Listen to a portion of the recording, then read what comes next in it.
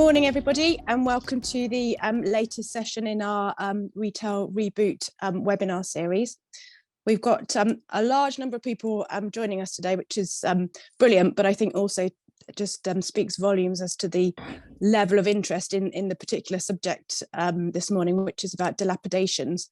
And I guess that's in part due to a large level of activity, really, in terms of retailers and other occupiers now leaving premises, and people are really thinking about sort of rebalancing portfolios. So dilapidations have become more critical than in perhaps other recent times in terms of minimising liability from the point of view of the tenant.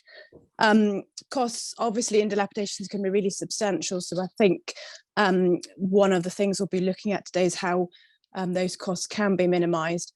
And I'm really excited to be joined by what I think are three really good experts in this area, not just from a technical point of view, but people who can offer us some real practical advice this morning.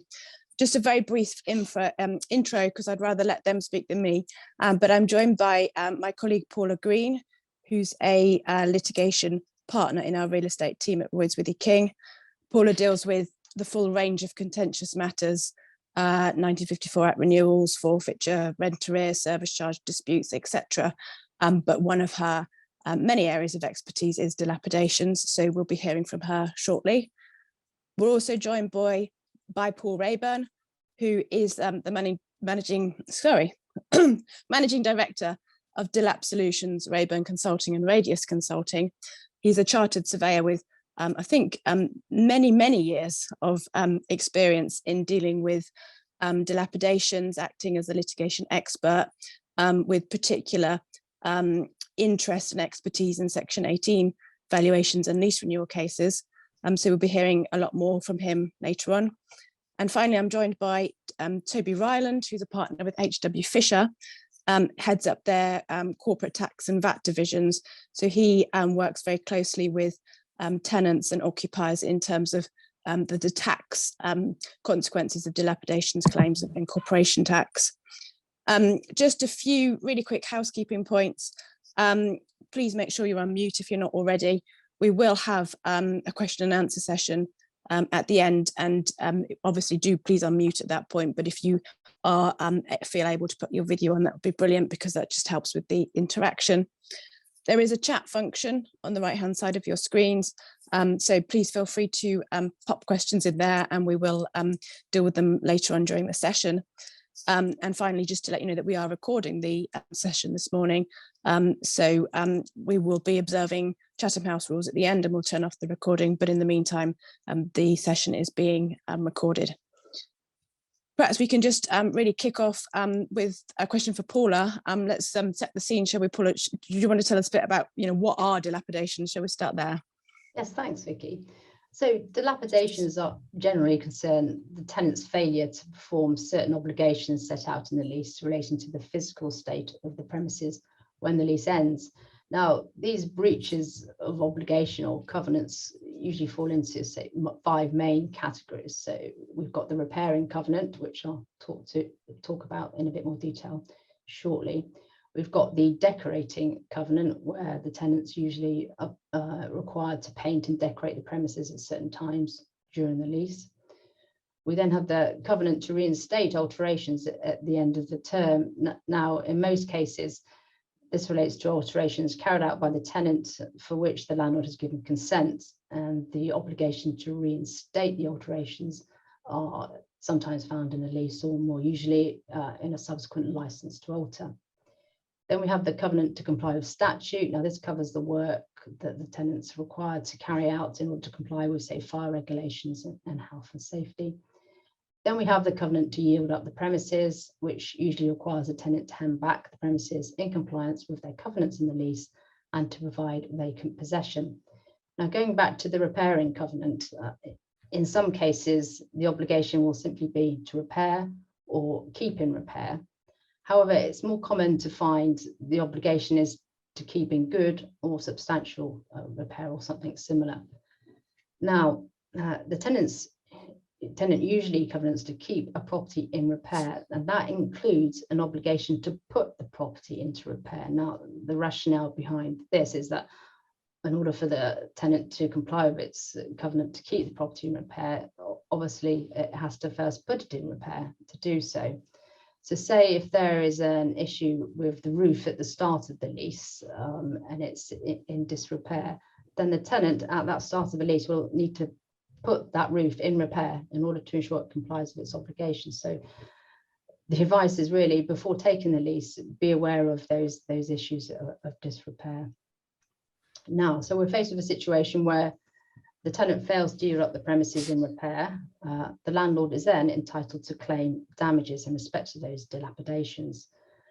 Now, common law, the measure of damages is for the disrepair is the reasonable and proper cost of putting the premises into the state in which they ought to have been left by the tenant if the tenant had complied with his obligations. Now, with dilapidations claims, a schedule of dilapidations sets out those works which the tenant ought to have carried out. And the schedules I deal with, there's an interim schedule, which is often served during the term of the lease. But what we're focusing on today is a terminal schedule of dilapidations. And we can talk a bit more about that. And that terminal schedule is served at or shortly after expiry of the lease. Brilliant.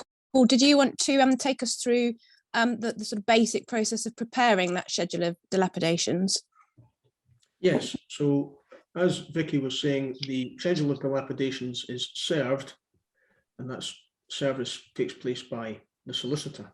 But the preparation of the schedule of dilapidations is done by usually a chartered surveyor, and at this point I should distinguish between different disciplines of chartered surveyor. It is a building surveyor whose training is in building pathology, so identifying defects with a property, providing the appropriate remedy for that, and costing that remedy. So it is a building surveyor that inspects a property and prepares a schedule of dilapidations for service on the tenant. The tenant will ordinarily appoint his own building surveyor to negotiate that cost of works settlement of damages. However, in England and Wales, there is a cap on the level of damages that is paid. Paula will perhaps go into more of the detail if considered necessary as to which parts are covered in statute and which are in common law, but just as a generic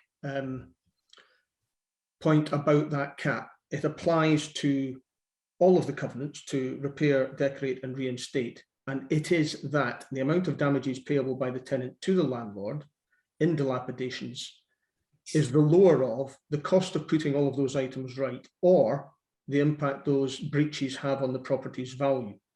Commonly, especially with shops, the impact on the value of the property is far less than the cost of fixing everything. And that assessment and that application of that cap is done by a different type of surveyor, a valuation surveyor or general practice surveyor, which is actually my discipline, although in Dilap Solutions we have both types of surveyor, building surveyors and valuation surveyors, and they work together to ensure that the cap is applied and therefore the dilapidation settlement paid by tenants is minimised. So how that works in practice is perhaps as opaque and complex as one wishes it to be, but to give some general guidance on that, the building surveyor has to identify every breach of contract. So as Paula was saying, in terms of repairing covenants, decorating, reinstating, statutory compliance. So these are all identified by the building surveyor. They're set out in a schedule in Excel form with prices alongside them, and that's what the building surveyors negotiate. The valuation surveyor, who specialises in diminution valuations, this cap, is looking at that schedule and applying effectively two filters to it. One, to filter out items which, yes, they are breaches, but they are likely to be destroyed or overridden in the property's future life. Many shops being vacated, in fact, probably most shops being vacated, are not likely to be re-let in exactly the same format again, which is, you know, your ground floor shop, 3 upper floors of storage and ancillary. Very little stock is held on site these days due to electronic computerized stock control. Generally, there is more value in the upper floors as residential than there is as storage. So works are going to happen to a property to reconfigure the ground floor and the upper floors, which is the valuation surveyor's sphere of knowledge and expertise. And it is for the valuation surveyor, therefore, to scrub out or cross out elements in the schedule, which they feel are going to be overridden or superseded by the property's evolution going forwards. That's the first filter. And the second filter is items which are, not every cost has an impact on value. Some items, depending on the age and location and character of the property, they might simply not be relevant to its lettability or its value. Some staining on walls, or some shrunken pointing, or issues that are not in relation to its structural integrity and wind and watertight integrity. Simply things that you would expect of an older property. There is a price there to fix them, but does it affect its value? Again, that's the valuer's judgment. So when the valuer's made that judgment, what you end up with is a reduced schedule in terms of the sum of which is likely to be the impact on value. So that's what the valuer's doing. We can expand on that a bit more later if you wish. Thank you. And so once you've got the schedule ready, Paula, will you just talk us through what what process would a landlord then need to follow to pursue a dilapidations claim?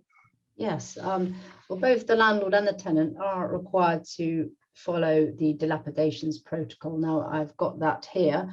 It's got a very long-winded title. It's called Pre-Action Protocol for Claims for Damages in Relation to the Physical State of Commercial Property at Termination of a Tenancy. We'll call it the Dilapidations Protocol. Now, this is one of the protocols in the civil procedure rules, and the civil procedure rules are the rules which govern litigation. So the protocol sets out the process that the timetable that the parties should follow prior to issuing proceedings. So the aim of the protocol is an early exchange of information about prospective claim by the landlord, with a view to exploring the issues and hopefully settling the claim without the need to issue court proceedings. Now, if either party fails to follow the protocol, there could be cost sanctions later on in relation to any non-compliance. I think a good point to make here is that with every lease, there's going to be some kind of obligation to repair upon the tenant, and in almost all cases, the tenant will fail to comply with those obligations, expiry of the lease, buildings deteriorate, so there will inevitably be a dilapidations claim. Now, with that in mind, this very much puts the tenant on the back foot straight away with the dilapidations claim, as you've got a landlord there who has that claim and that knows there's going to be some liability, and it's often the case that the landlord's claim is very exaggerated at the outset, but the claim is still there. And on top of this, the tenant usually has an obligation to pay the landlord's costs. So there's usually an express clause in the lease which provides that the costs associated with service and preparation and service of a schedule is borne by the tenant, and those costs include surveyor's costs and solicitor's costs. So you can see at the outset, as I say, the tenant is on the back foot. So this protocol should be followed by the parties, and it really is a valuable tool, and it does help the parties achieve an early settlement and avoid court proceedings, and that's certainly my experience in practice. So if I can just briefly summarise the protocol so you see the steps that the parties need to take. Paul explained about the schedule of dilapidations and what form that needs to take. So the protocol goes into that detail. It also requires the landlord serves the schedule of dilapidations and the quantified demand within a reasonable period of time, and that is usually 56 days, within 56 days after termination of the lease. The tenant then is required to respond, usually within about 56 days of receiving the quantified demand from the landlord. The protocol sets out the parties' obligations in relation to disclosing documents regarding the claim, and then there's a section in the protocol on negotiations. Now, the bulk of, in my experience, dilapidations claims are settled by a negotiation, and even when those claims aren't resolved entirely by negotiations, the negotiations help narrow the issues in dispute. So it is for this reason that the protocol encourages the parties and their advisors to meet before the tenant sends its response, and also after the tenant has sent its response to the landlord. The meetings are on a without prejudice basis, all with a view to trying to resolve those issues in dispute. Now, if we have a situation where those issues can't be resolved, then the protocol provides that prior to issuing proceedings, the landlord has to quantify its loss. And to do this, it has to provide the tenant with a breakdown of the issues and any consequential losses that the landlord is claiming. Now, in order to do this, the landlord usually prepares a formal Section 18 valuation, which I know Paul's going to talk about later, or it provides an account of the actual costs of works carried out, or it can provide a combination of both those.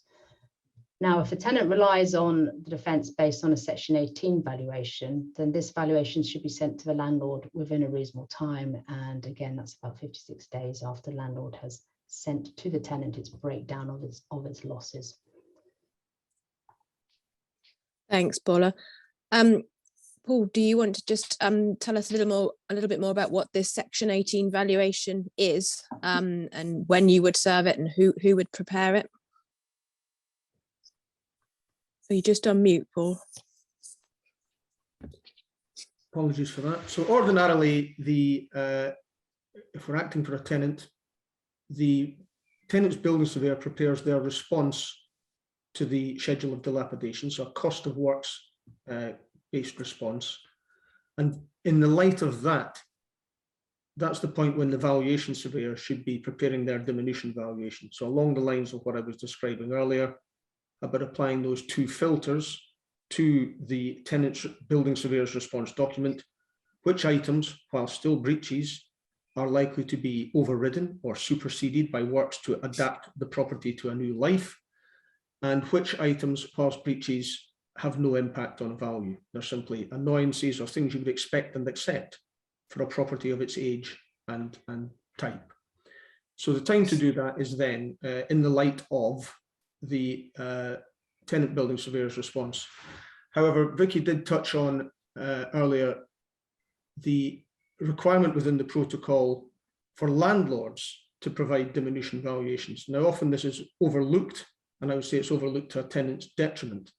So paragraph 9.4 of the protocol in particular states that if a landlord has not done most to all of the remedial works, so hasn't actually physically done them, then they should provide a diminution or Section 18 valuation to support their claim for any loss, let alone specific quantum of loss. That's often overlooked, and all too many times we see building surveyors negotiating a settlement on a cost of works basis, even though no works have actually been done. So that common sense suggests is probably to the detriment of the tenant, because a diminution valuation, as I said earlier, almost invariably will come out at quite considerably less than the lowest cost of works assessment. And that should be quite obvious to you. Why? Because of these two filters I've said. One, most properties need adapting in some way, and those adaptation works will override or destroy a lot of the dilapidations being claimed for. And not every costed breach has an impact on value. So a diminution valuation will almost invariably, especially for shops, as I say, which are going through such seismic change in terms of occupation use and therefore physical configuration, upper floors to residential, big shops that we had for many years on high streets to satisfy fashion retailers, Argos, occupiers who have gone from the high street. Those shops are only now lettable to smaller entities, independent traders, therefore they need dividing up into smaller units. Doing those works that have to be done anyway, even if the property had been vacated in perfect condition, doing those works obviously overrides or ruins, destroys, whatever, a lot of the dilapidations works being claimed. Painting all the upper floors above a shop that's going to be converted to residential, what's the point? It's going to be ruined. So the valuer's role in providing that diminution valuation is, in summary, for a tenant at the time of the tenant's building surveyor's response to the common law or cost of works claim. Otherwise, by pushing and reminding the parties that if the landlord hasn't actually done the works yet, then the landlord should be providing a diminution valuation. In other words, putting their cards on the table, pursuant to paragraph 9.4 of the protocol, get theirs first, and then have a valuer on the tenant side to respond to that, and probably present one that's considerably lower. Thanks, Paul. We may have some questions on that for you later during the session. I think it'd be good just to bring Toby in, if that's all right, Toby. Just in terms of the tax side of dilapidations, I understand that dilapidations, you may be able to deduct those costs from your corporation tax liability, but maybe you could tell us a little bit more about what the options are there. Yes, of course. Thank you. There's quite a significant interaction between accounting treatment and tax treatment in relation to dilapidations. So the starting position is that the tax would normally follow the accounting treatment, unless something in the Taxes Act say that you need to do something different. So for dilapidations, the first point is, have you got a dilapidations charge, an expense in your accounts, which will then allow us to look at whether there is a tax deduction available as well. And for dilapidations, the tax rules distinguish between revenue expenditure, generally repairs to the building that you would be required to make to put it back into the position it was when you first took the lease, compared to capital expenditure. So that could be, for instance, you've taken on a lease, maybe you've got an outbuilding that you've demolished for your business purposes, but you need to reinstate that under the terms of the lease. That would be more capital expenditure, and you wouldn't get a tax deduction for that. But then following from that, we therefore need to look at the schedule of dilapidations quite carefully. We need to establish what is the revenue expenditure, what is the capital expenditure. So having the opportunity to get a more detailed schedule of dilapidations is very important for the tenant, because it will maximise the possibility of getting tax relief for the amount that you need to pay. And then following from that, as I mentioned, the accounting treatment is key, and particularly key in terms of the timing for any deduction. It's quite common to be coming towards the end of the lease, possibly 2, even 3 years beforehand, and you know that you will have a dilapidations obligation. So it's not uncommon to put a provision in your accounts for that liability, even though it may not be payable for another 2 or 3 years. And provided that provision is specific and relates to revenue expenditure, you can claim a tax deduction at that earlier time, even though your liability is not payable for another 2 or 3 years. But there is a little bit of a pitfall to watch out for, and we're going to see that particularly over the next couple of years. For instance, if now you put in a provision of £100,000, you claim your corporation tax relief, deduct £19,000 of tax from your liability this year, but then in 2 or 3 years' time, when the provision or the dilapidations payment is actually due, and the amount is lower than the £100,000, you have to release that over provision, and it is treated as profits and taxable in that year of release. And at the moment, we've got a 19% tax rate. From next April, our corporate tax rate goes up to 25%. So you may find if you over provide now, you get an increased tax deduction now, but when it reverses, you're actually paying back at a higher rate, and it can cost you in the long run. So quite a lot of care needs to be taken in terms of when your tax deduction is claimed and what happens if you over or under provide. Of course, in many situations, you won't be able to accurately determine the dilapidations liability prior to it actually being agreed and negotiated, in which case, when the liability is finally agreed, at that point, your accounts would recognise that liability, and it's at that point that you would be able to claim your tax deduction. Great, thank you. That's some really useful tips there for people. Whilst we're on the subject of tax, could you just tell us a little bit about VAT on dilapidations payments? I think there may be some changes or Yes. updates on that. Yes, absolutely. Historically, it had always been viewed that VAT was not chargeable on dilapidations payments. primarily because they were seen as compensation. So they weren't for the actual supply of goods or services, and therefore there was no VAT applicable. Then a couple of years ago, there were a couple of EU cases, not relating to dilapidations themselves, but just general consumer cases, but they suggested that these types of compensatory payments were actually in relation to services or goods, and therefore the revenue suggested that VAT should be chargeable on dilapidations payments. There was some significant pushback within the industry, and fortunately the revenue have updated their manuals now and have said that effective from the 1st of April this year, they would not expect VAT to be chargeable on dilapidations invoices unless they think there's some mischief going on. The examples they've given are that possibly the tenant and the landlord have agreed that a much lower rent will be paid during the course of the lease, but with a very substantial dilapidations payment at the end to essentially equal things up. In those cases, the revenue would still look at charging VAT on the dilapidations, but in general, you should not be expecting VAT to be charged. Thank you. That's really helpful. I think we were going to open the floor in a moment. We do have some questions in the chat. Given that I am chairing, I wondered if I could get my cheeky question in first, because I act for quite a lot of retail clients, many of whom are thinking about exiting stores over the forthcoming years.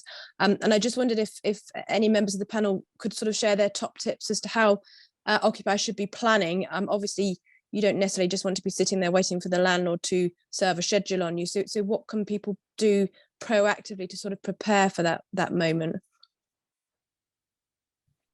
I'll lead if you like by following Toby's advice. Really, I think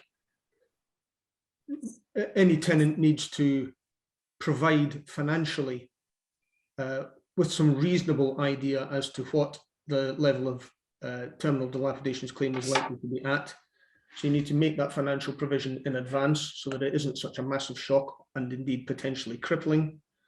And then once you get into there's often the debate as to whether or not the tenant should do any works in anticipation of lease expiry or the break, as it might be. Sometimes if the works are obvious and exceptional, so a leaking roof or some structural issues. Otherwise, our general advice is no, because no matter what you do, it's never enough. You will always get a residual dilapidations claim from a landlord, and usually an exceptionally high one. At the end of the day, most owners of property don't really want you to do the works, especially if they're going to do something which completely changes the property. They just want cash.